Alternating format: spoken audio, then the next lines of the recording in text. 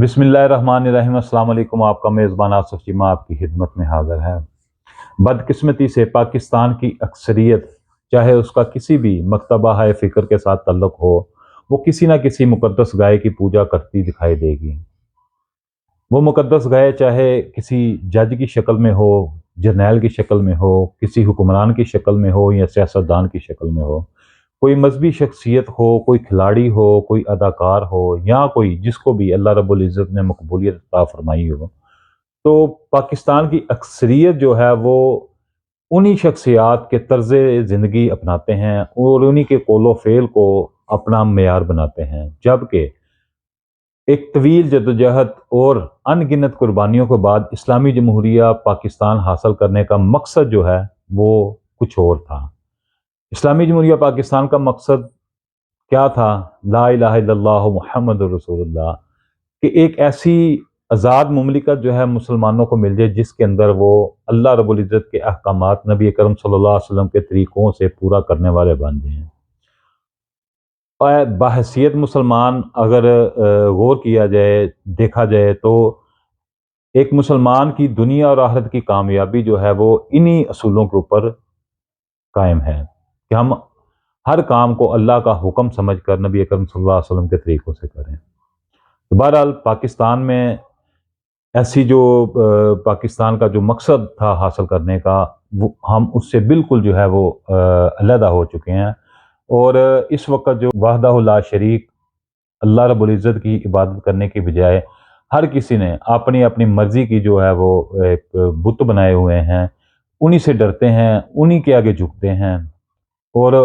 उन्हीं का ही वो प्रचार करते हैं। तो नाज़रीन, यहाँ पर जो मैं आपके साथ गुफ्तगू करना चाहता हूँ वो ये है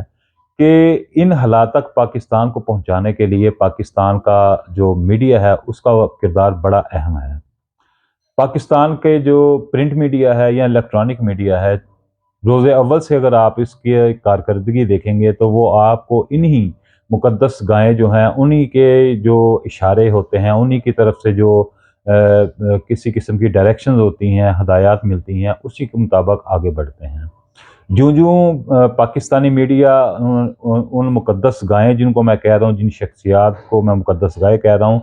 उनका प्रचार करती हैं, तो लोगों के दिलों के अंदर जो है उन शख्सियात का जो है तक़द्दुस, उन शख्सियात का रौब, दबदबा और खौफ जो है वो दिलों के अंदर बैठता जाता है। 77 साल से पाकिस्तान के अंदर यही एक लुका छुपी का खेल खेला जा रहा है। जिसको जी चाहता है ताकतवर बनाकर पेश कर दिया जाता है, जिसको जी चाहता है कमज़ोर करके तो पेश कर दिया जाता है। इसी तरह पाकिस्तान की जितनी भी आबादी है वो किसी न किसी नहज के ऊपर जो है तकसीम का शिकार है। यहाँ पर एक क्रेडिट तहरीक इंसाफ के कारकुनों को देना पड़ेगा, बिलखुसूस तहरीक इंसाफ के बानी और साबिक वज़ीर-ए-आज़म इमरान खान को, कि उन्होंने पाकिस्तान की इस तकसीम का खात्मा करते हुए एक ऐसा नज़रिया जो है वो अपने कारकुनों को दिया और उस नज़रिए के ऊपर एक तवील यानी तकरीबन 27 साल जद्दोजहद आज जो है उसके समरात मिलना शुरू हो चुके हैं। आज सूरत हाल ये है कि तहरीक इंसाफ के कारकुन किसी किसी किस्म का भी कोई बयानिया उनको मौका मिलता है तो वो इस तरह से वो सोशल मीडिया का इस्तेमाल करके प्रेजेंट करते हैं कि वो जो बयानिया होता है लोगों के दिलों के अंदर जो है जाकर सीधा लगता है और लोगों के दिलों के अंदर वो घर कर जाता है। तहरीक इंसाफ को बयानिया बनाना और बयानिए को जो है उसका प्रचार करना, उसको फैलाना, लोगों तक उसको पहुंचाना, इसका फ़न जो है मेरे ख्याल में तहरीक इंसाफ के अंदर कूट कूट कर भरा हुआ है। तो इसका क्रेडिट जो है वो इमरान खान को जाता है। यहाँ पर मैं दो आपके साथ तहरीक इंसाफ के जो बयानिए हैं जिनके ऊपर ये माजी में अगर देखा जाए तो बेशुमार तहरीक इंसाफ के जो सोशल मीडिया वॉरियर हैं उन्होंने बहुत सारे बयानिए ऐसे गैर यकीनी तौर पर फैलाए जिनका मेरे ख्याल में अहाता करना नामुमकिन सी बात है। लेकिन आजकल मैं तहरीक इंसाफ के जो कारकुनान हैं उनसे उनकी अकल पे हैरान हूँ कि वो कोई भी मौका ज़ाया नहीं होने देते। कोई भी एक कमज़ोर पॉइंट जो उनको मिल जाए तो वो उसको ज़ाया नहीं करते बल्कि उसका भरपूर फ़ायदा उठाते हैं और खूब जो है वो सोशल मीडिया के ऊपर اس بیانیے کو لے کر آگے بڑھتے ہیں۔ تو آج چونکہ ایک بریکنگ نیوز تھی، تمام میڈیاز کے اوپر یہ خبریں چل رہی ہیں کہ 9 مئی کے جو ملزمان ہیں ان کو سزا سنا دی گئی ہے۔ تو ناظرین، یہاں پر میں یہ بتاتا چلوں کہ جب سے 9 مئی کا واقعہ پیش ہوا ہے تب سے لے کر اب تک پاکستان کا الیکٹرانک میڈیا، پرنٹ میڈیا یعنی کہ مین سٹریم میڈیا اور اس کے اندر کام کرنے والے جو بڑے بڑے نامور صحافی ہیں، تجزیہ نگار ہیں، مبصرین ہیں، تو وہ اسی 9 مئی کا جب سے واقعہ ہوا ہے تب سے لے کر اب تک کہہ رہے ہیں عمران خان ختم شد، تحریک انصاف ختم شد، اور بار بار بار بار بار بار ایک ہی بیانیہ، یعنی کہ اتنا گھسا پھٹا بیانیہ جو ہے وہ اب تک چلا رہے ہیں، مختلف انداز کے ساتھ مختلف الفاظ کا استعمال کرتے ہوئے، جیسے کہ واقعی جب وہ اس انداز سے پیش کرتے ہیں کہ جیسے 1 گھنٹے بعد جو ہے خبر آ جائے گی کہ واقعی عمران خان جو ہے پاکستان کی سیاست سے ختم شد اور تحریک انصاف جو ہے وہ پاکستان سے زمین بوس ہو گئی ہے، وہ دفن ہو گئی ہے، اس کا نام و نشان نہیں رہا، اس کا کوئی وجود نہیں رہا۔ تو ایک طرف یہ پاکستان کے جتنے بھی نامور صحافی ہیں، تجزیہ نگار ہیں، مبصرین ہیں، ان کی طرف سے جو بیانیہ بنایا جاتا ہے تو اس کی صورتحال ہے، اور دوسری جانب جو ہے تحریک انصاف کے جو سوشل میڈیا واریر ہیں اور اس کے علاوہ جو تحریک انصاف کے ہم خیال صحافی ہیں ان کا جو ہے وہ بیانیہ ہے۔ تو میں جو کہہ رہا تھا کہ میں دنگ رہ جاتا ہوں تحریک انصاف کے کارکنوں کا جو وہ بیانیہ کو لے کے آگے بڑھتے ہیں۔ تو 9 مئی کے حوالے سے اب سوشل میڈیا کے اوپر ایک بڑا زبردست انہوں نے بیانیہ جو ہے وہ پروموٹ کر رہے ہیں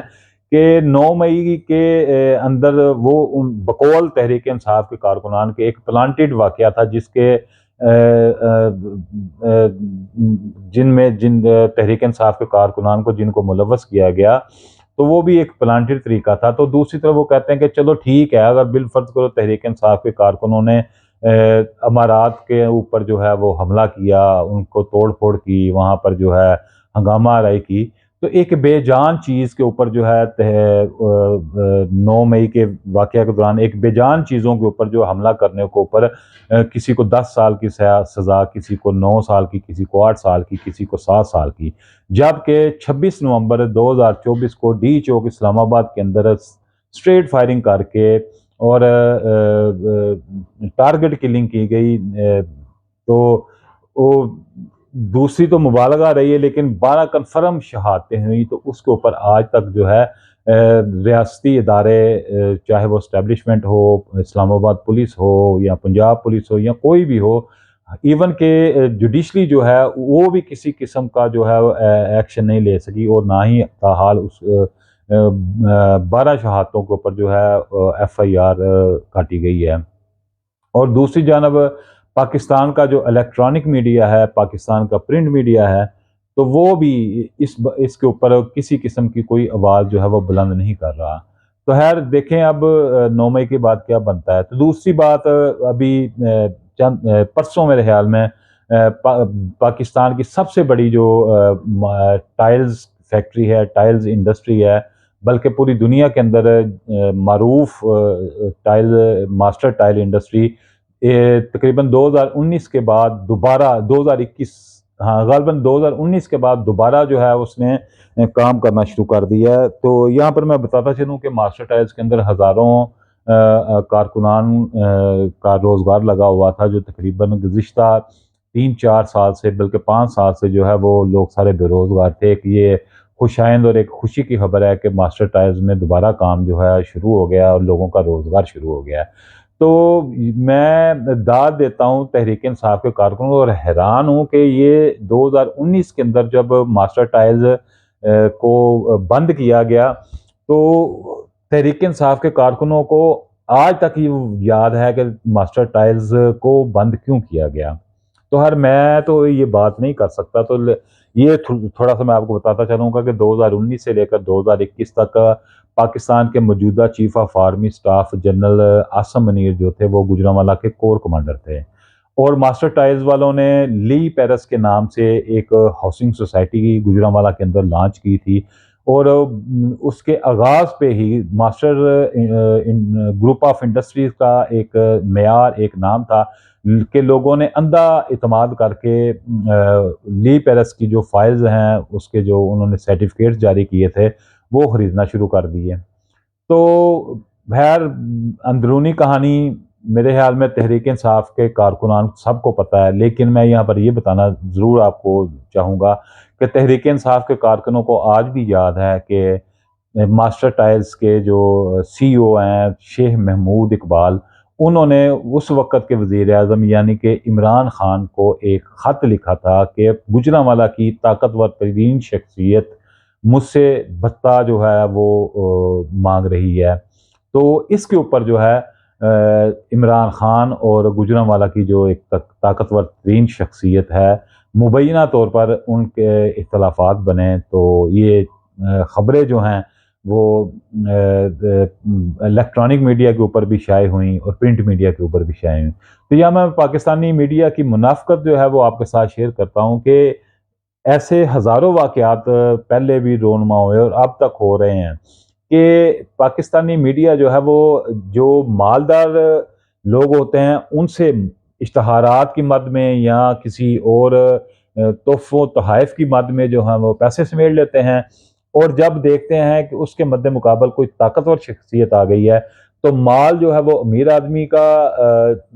سمیٹ لیتے ہیں اور حکم جو ہے وہ طاقتور شخصیت کا ماننا شروع کر دیتے ہیں۔ تو ایسی ہی کچھ صورتحال لی پیرس کے ساتھ ہوئی۔ ایک طرف تو پاکستان کی جو قومی اخبارات ہیں، اس کے بعد مین سٹریم الیکٹرانک میڈیا ہے، انہوں نے خوب اشتہارات جو ہیں لی پیرس سے لیے اور دوسری جانب لی پیرس کے خلاف ہی پروپیگنڈا کرنا شروع کر دیا۔ بڑے سو کال قسم کے احتجاج بھی ہوئے، سڑکوں کے اوپر لوگ نکلے اور بڑا کچھ ہوا اس طرح کر کے۔ تو لی پیرس کے اور ماسٹر گروپ آف انڈسٹری کے خاص کر ماسٹر ٹائلز کے جو سی او تھے شیخ محمود اقبال جو ہیں، انہیں سرنڈر کرنا پڑا اور انہیں کافی ناقابل تلافی نقصان جو ہے برداشت کرنا پڑا۔ تو بڑا ایک بحران جو ہے معاشی بحران کا سامنا کرنا پڑا۔ تو انہیں اس بحران کا مقابلہ نہ کرتے ہوئے انہیں اپنی فیکٹری جو ہے نا وہ گزشتہ 4-5 سال سے بند کرنا پڑی، جس کی وجہ سے بہت سارے گھروں کے چولہے بھی جو ہیں وہ ٹھنڈے پڑ گئے۔ تو خیر تحریک انصاف کے کارکن جو ہیں بھرپور فائدہ اٹھا رہے ہیں۔ تو اس وقت کے جو گجرانوالہ کی طاقتور ترین شخصیت تھی، آپ سمجھ گئے ہوں گے، میں تو بات نہیں کر سکتا، لیکن سوشل میڈیا پر ادھم مچا ہوا ہے کہ ایک طرف تو بشرا بی بی اور عمران خان کے اوپر جو ہے وہ 190 ملین پاؤنڈ کا جو کیس بنایا جاتا ہے، اور پھر کہا جاتا ہے کہ موجودہ chief of army staff general Asim Munir اور 2019 کے اندر جو وزیر اعظم عمران خان تھے ان کے درمیان جو اختلافات پیدا ہوئے تھے وہ بشرا بی بی کی مبینہ کرپشن اور فرح گوگی اور جو بشرا بی بی کے سابقہ شوہر تھے ان کی وجہ جو کرپشن تھی، تو ان کی جو فائلیں تھیں وہ جنرل عاصم منیر نے عمران خان کے سامنے پیش کیں، جس کی وجہ سے انہیں جو ہے آپس میں اختلافات پیدا ہو گئے۔ انہوں نے کہا کہ آپ یہ کیا کام کر رہے ہیں۔ تو باقاعدہ طور پر عمران خان نے اس وقت کے وزیر اعظم عمران خان نے جنرل عاصم منیر کو جو ہے وہ DGIS تعینات ہونے کی مخالفت بھی کی۔ تو اب صورتحال یہ ہے کہ پاکستان کے میڈیا کو جو وہ خبر ہے وہ آج تک اس نے کبھی ڈسکس نہیں کی، لیکن جو بشرا بی بی اور ان کے جو سابق شوہر ہیں، اس کے علاوہ ان کی جو ایک دوست ہیں فرح گوگی، تو ان کی جو ہے کرپشن کو لے کر بہت زیادہ جو ہے وہ شور میں چاہتے ہیں۔ اور دوسری جانب جو سوشل میڈیا کا کوئی ایک چھوٹا سا تحریک انصاف کے جو ہے کوئی چھوٹا سا نقطہ نظر آ جائے تو اس کے اوپر بھی پاکستان کے میڈیا اور پاکستان کے جو ارسطو بنے ہوئے ہیں وہ خوب شور میں چاہتے ہیں۔ تو بات وہیں پہ آ جاتی ہے کہ یہ مالدار کا مال کھاتے ہیں اور حکم طاقتور کا مانتے ہیں، یعنی کہ طاقتور کے آگے جھکتے ہیں اور مالدار سے پیسہ چھینتے ہیں۔ تو میرے خیال میں کیا کہنا چاہتا ہوں، تو تمام